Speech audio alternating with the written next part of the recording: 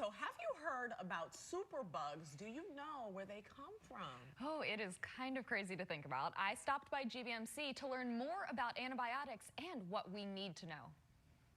I'm here at GBMC chatting with Naaseha Rizvi, the lead antimicrobial stewardship pharmacist, and we're so happy to chat with you. Thanks for being with us. Thank you for having me. Of course. So, are antibiotics becoming less effective? Yeah, so most antibiotics can become less effective.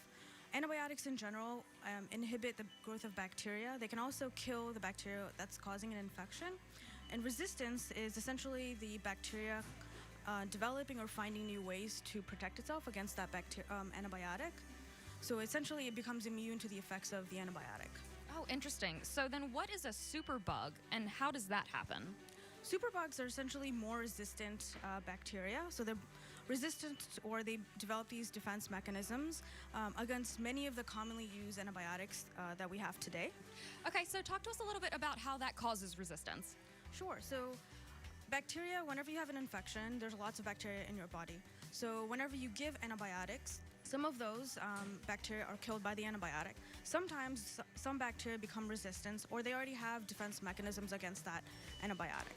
So those ones, when there's no good bacteria around anymore, those bacteria continue to proliferate, continue to grow, and they cause more infection. So those are the drug-resistant bacteria.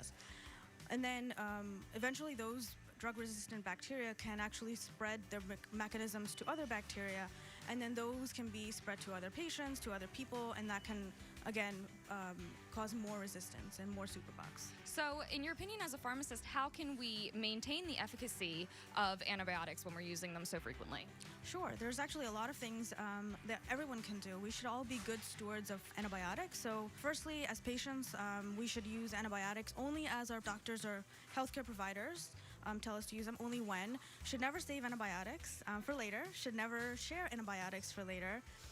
Antibiotics are really only for bacterial infections, so they shouldn't be used for any viral infections, such as a cold, cough. Most sore throats are usually viral. Bronchitis is usually viral as well. So never use antibiotics for viral infections. There's a lot of common bacterial infections that also don't require antibiotics, such as bronchitis, some ear infections, sinus infections, especially going into this winter season. Many times when antibiotics are used, you should also use the most targeted antibiotic. So think of it like a Swiss Army knife. It has a lot of tools, right? Some antibiotics are actually just like that. They're really broad. They kill a lot of bacteria. So sometimes we need those antibiotics, but a lot of times you need just that one tool that kills that bacteria that's causing your infection. So that's really one of the most important things to also prevent resistance, because those broad spectrum antibiotics are going to kill a lot more bacteria and cause a lot more drug resistance. This is just fascinating. Thank you so much for taking the time to chat with us today. Thank you.